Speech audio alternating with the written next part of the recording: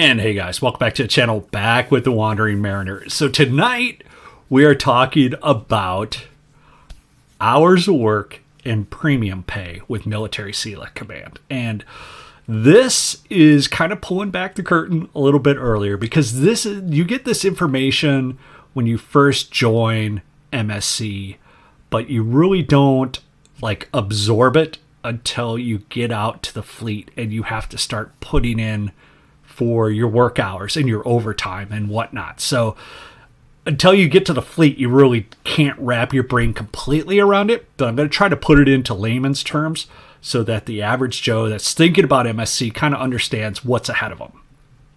So I had this question from RICI, and he says, what are the working hours like in port versus at sea?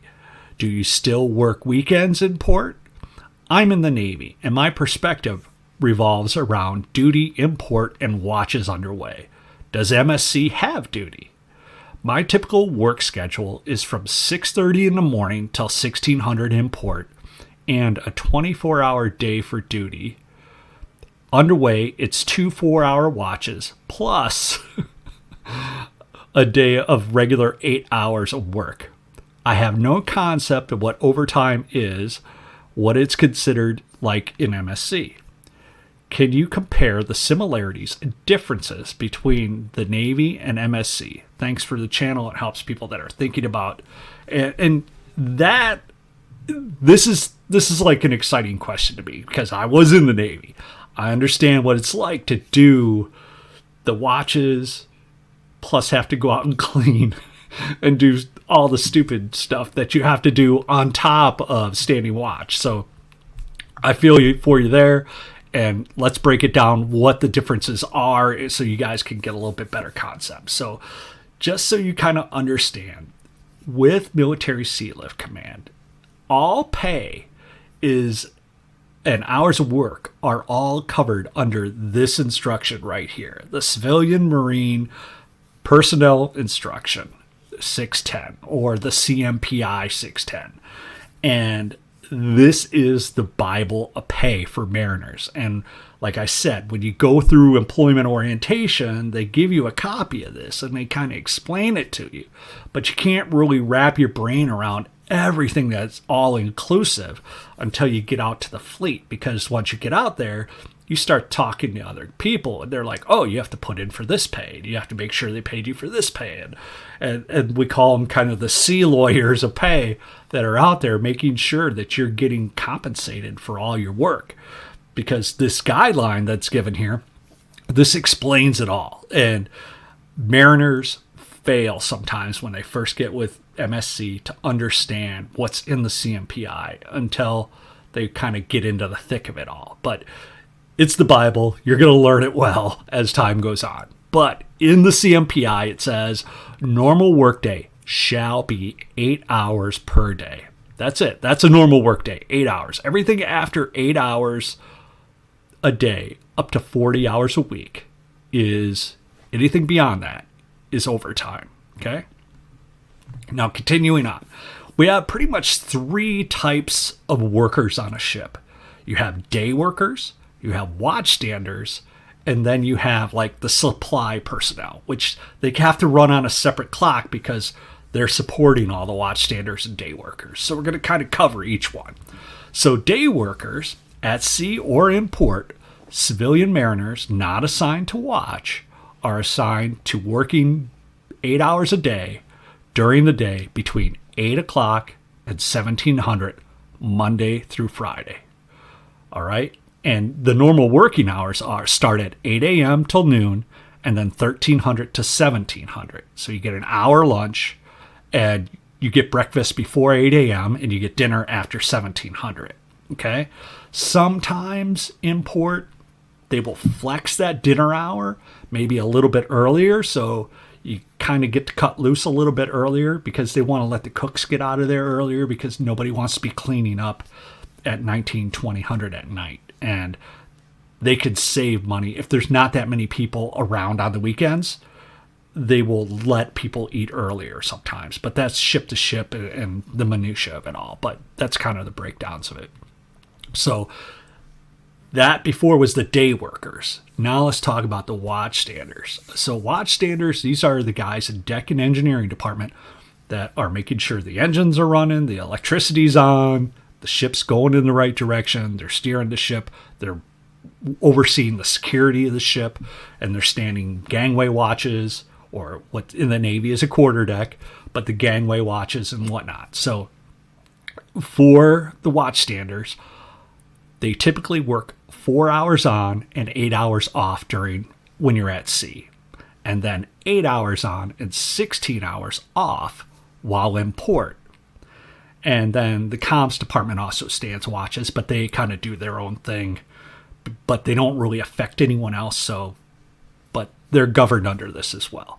But this also explains like the normal watches and whatnot. And again, this is covered under that guidance of that CMPI, that instruction, right?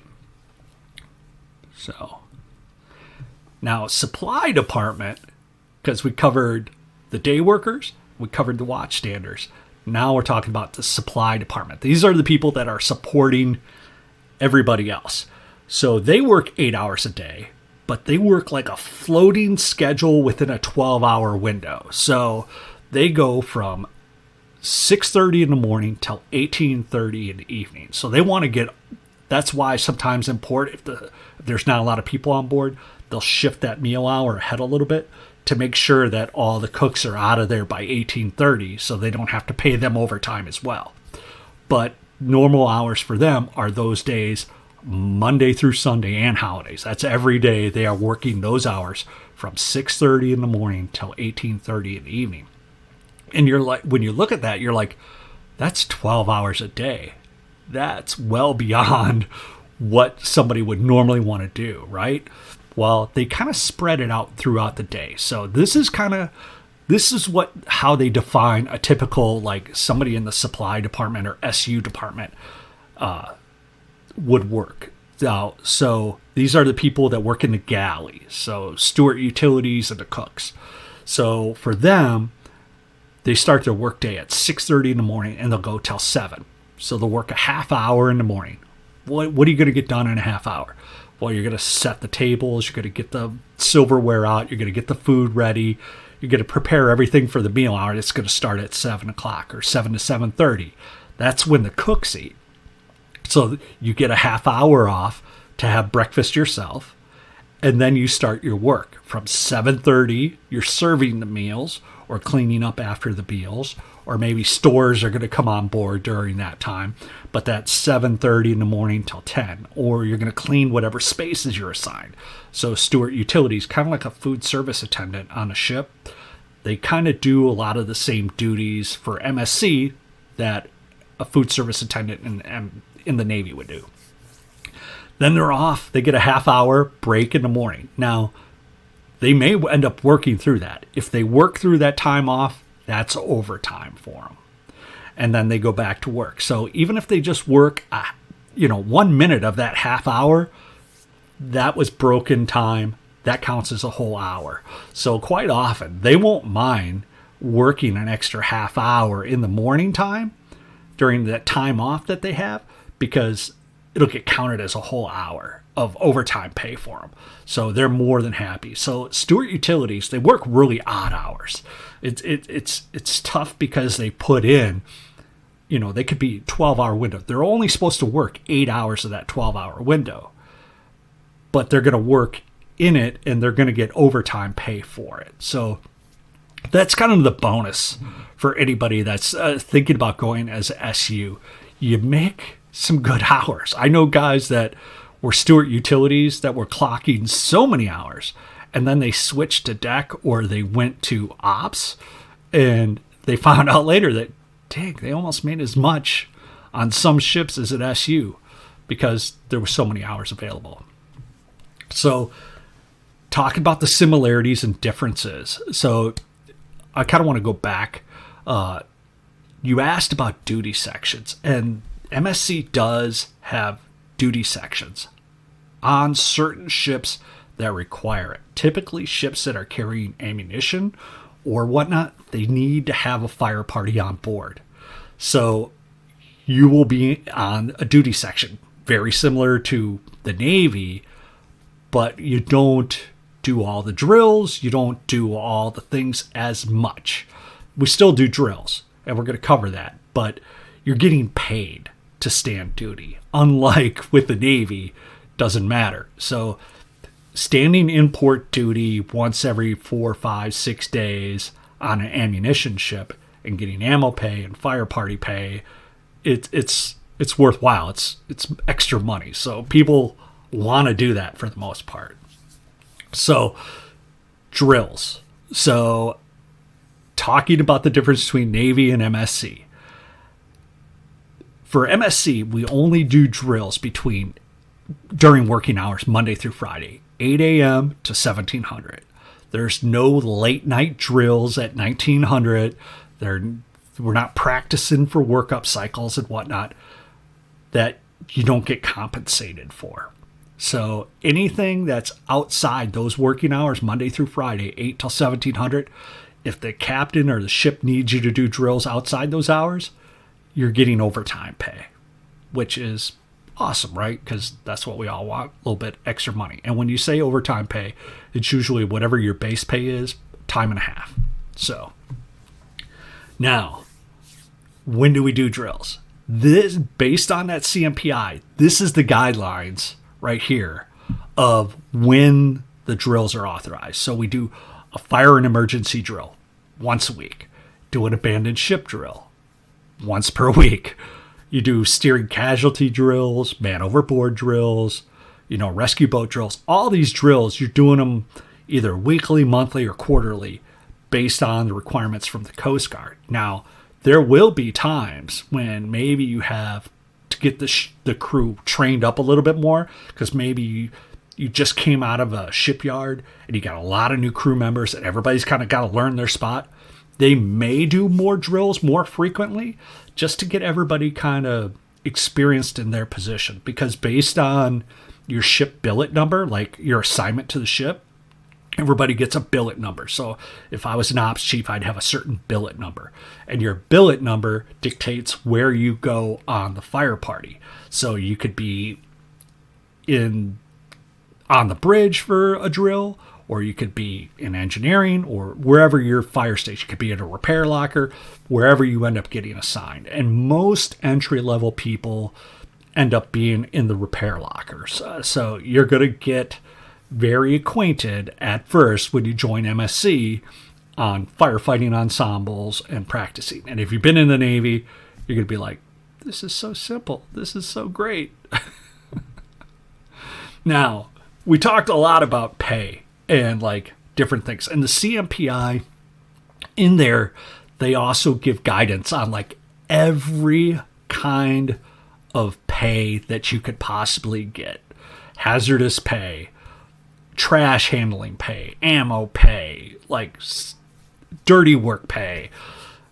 They break it all down in that Bible of understanding. And once people get a little bit more savvy, you can talk to because your department head's the one that kind of clocks all your hours. You're going to sit down with him and he's going to hand you a slip every week, and he's going to say, verify your work hours this week. And you're going to look at it.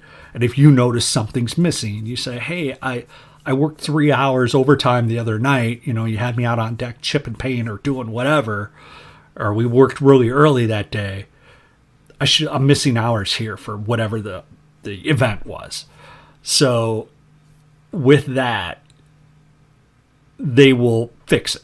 And if for some reason they're like, no, you weren't entitled to that pay doesn't count, typically, like if you're in deck, you go talk to the bosun, because the bosun knows all. The bosun is not there to run the budget. The bosun's there to take care of his guys and make sure that operations go right. So he's kind of like the guy that unscrews everything. So when things are messed up and you're in deck department, you usually go talk to the bosun. And the bosun will break it down for you. Or more experienced people will be like, nah, you're not entitled to that, but you do want to put this down and you do want to do that. And you kind of learn the ropes. But if for some reason the chain of command's like, no, I don't think that's right, you can always put in a pay dispute or a grievance, and you fill this out, and it goes up the chain of command, and your department head has so much time to sign off on it. Then it goes up to the captain, and if the captain can't, come to an agreement to get this fixed, then it goes off the ship to be evaluated. So usually everything gets handled pretty easy. Very, very seldomly have I ever seen pay disputes go like the full Monty off a boat ever. Usually everything's kind of figured out and agreed upon, or at least understood better, because sometimes people fly these and they don't really even understand what they're talking about. And that's my number one tip for anybody that's thinking about Military Sealift Command. They always tell people, you got 2 ears and 1 mouth, so you should listen twice as much as you talk. Honestly, as a new hire, you should have 4 ears, because you shouldn't, I'm not saying you shouldn't talk, but you have a lot to learn, and listening to other people's experiences. And, there's sea lawyers out there, and they're going to give you a lot of advice about certain things. Take it with a grain of salt, and find the people that you respect and they're kind of respected on the ship, and listen to those guys, because those are the ones that are going to help you out the most. Because in the end, guys, MSC is a company. Its mission is to deliver product to the United States Navy. It's the federal government. But as mariners out here, organizing amongst yourselves and cooperating and getting along with each other to handle issues, because one little squeak doesn't get anybody's attention. But if 20 mariners are all complaining, then it gets people's attentions. So I'm not saying to be a whiner, because nobody wants a whiner. But if you see something that's wrong, you got to point it out. And usually when the masses speak, MSC takes action. So hopefully you guys got some value out of this. And it is Thursday night. I have a full deck on Friday and Saturday and Sunday of work to do, but I will try to get one more video out this weekend. I've had a lot of questions down below, which I'm going to get to. Make sure you guys leave your comments, like the videos, because it helps out the algorithm, helps me out, and we'll hit you on the next one. Peace, guys.